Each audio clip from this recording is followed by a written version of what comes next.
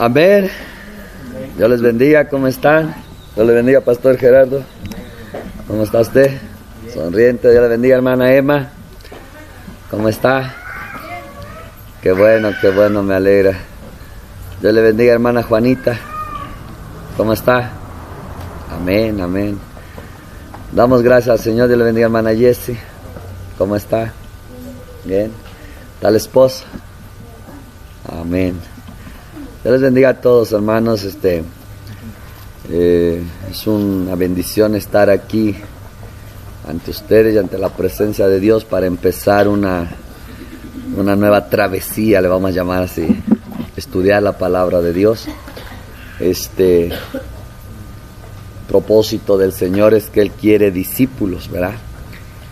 Y solo para ser discípulos ya lleva un precio. Tomar la cruz y negarse a sí mismo. Solamente para ser un discípulo. Imagínense más para ser un ministro, ¿verdad? Muchas veces hoy en estos tiempos en la iglesia se ha pasado por alto el ser discípulos. Una ocasión platicaba con alguien que pues estudió un instituto y ya en el instituto pues ya le dieron su título de pastor. Y un día yo platicando con la persona se me ocurrió hacerle una pregunta. ¿Tú eres un discípulo? Y pensó y dijo, no. Entonces digo, si tú no eres discípulo, ¿cómo es que ya eres pastor? Hoy en día,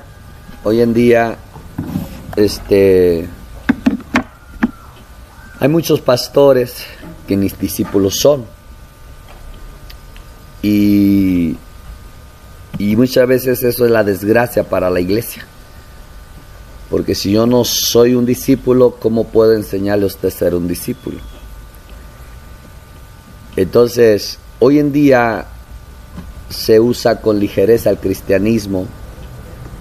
Hoy en día piensa uno que ir a la iglesia, cantar coritos, y diezmar y ofrendar, y escuchar o medio escuchar el mensaje, piensa uno que ya cumplimos. La mentalidad es ya cumplimos. Ya soy cristiano, fui a la iglesia. Pero hay una cita que yo quiero que leamos en el Evangelio de Juan, capítulo 8, donde Cristo nos abre un panorama de lo que realmente es, o de lo que realmente Él quiere de cada uno de nosotros. Capítulo 8, verso 31 y 32. Amén. Si lo leemos, dice la bendita palabra de nuestro Señor Jesucristo, así. Entonces Jesús a los judíos que habían creído en Él: si ustedes permanecen en mi palabra, serán verdaderamente mis discípulos, y conocerán la verdad, y la verdad los hará libres. Amén. Solamente aquí podemos ver algo tremendo. Dice que los judíos habían creído en Él. O sea, ¿quién no se maravillaría de decir, wow, creen en mí ya? Estamos en bendición. No, Jesús, ¿sabe por qué Jesús no se alegró con que estos judíos ya habían creído en Él? Porque ese no era la meta de hacer creyentes. La meta es que sean discípulos, que de eso es lo que vamos a estar hablando. Entonces, aunque ya habían creído en Él, ¿qué les dijo Él? Si permanecen en mi palabra, ¿serán qué? Verdaderamente mis discípulos. Hoy en día,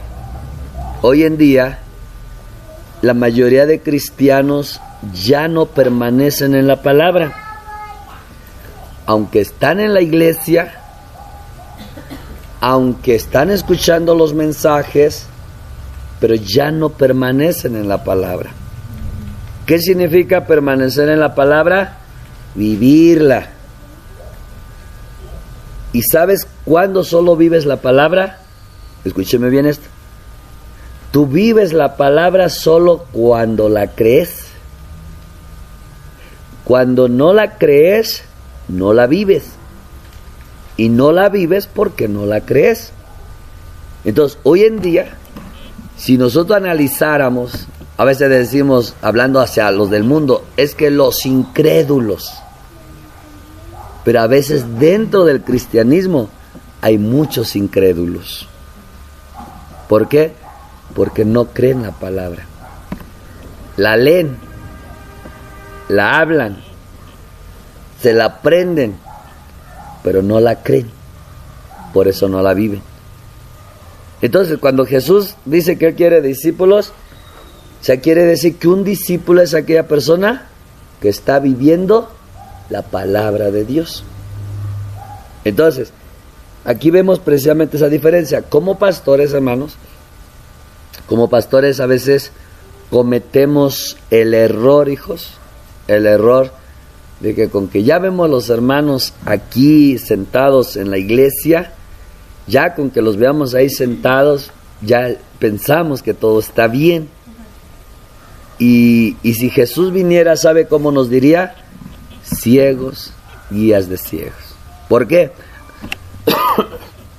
Porque yo pienso que con ver un hermano, una hermana en la iglesia, yo pienso que ya está bien. Y el hermano y la hermana, con venir a la iglesia, piensa que está bien. Entonces un ciego guiando a ciegos. Y no es así. Nosotros tenemos que no solamente ver que vienen a una iglesia, sino ver que usted permanezca en la palabra de Dios.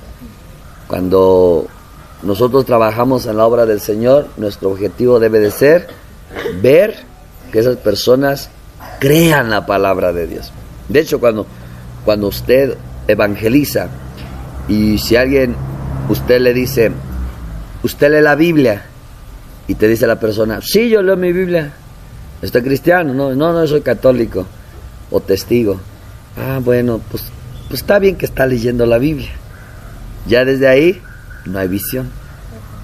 ¿Por qué? Porque le estamos diciendo, está bien que estás leyendo la Biblia, pero el Señor mandó a ¿qué? A ser discípulo. Luego dicen, no, pero yo ya oro. Ah, ¿estás orando? Sí. Ah, bueno, pues sigaste orando.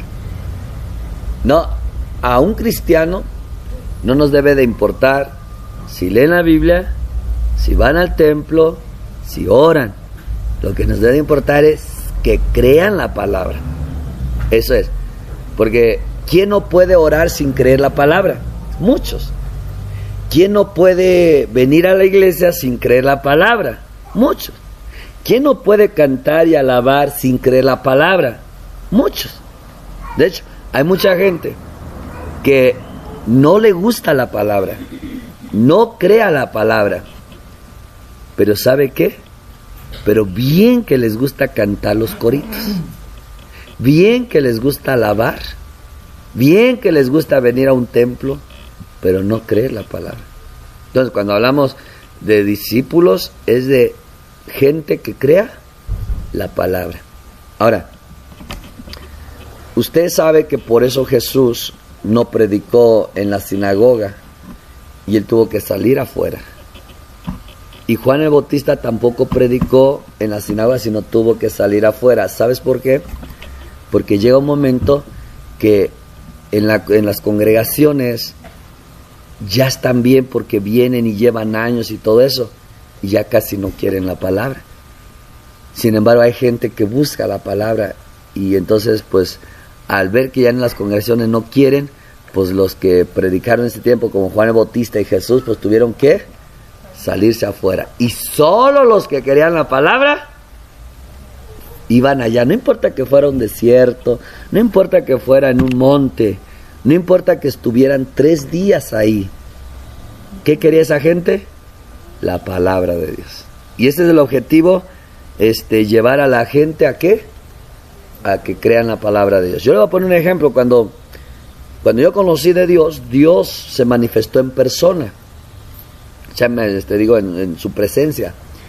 No en persona, en su presencia.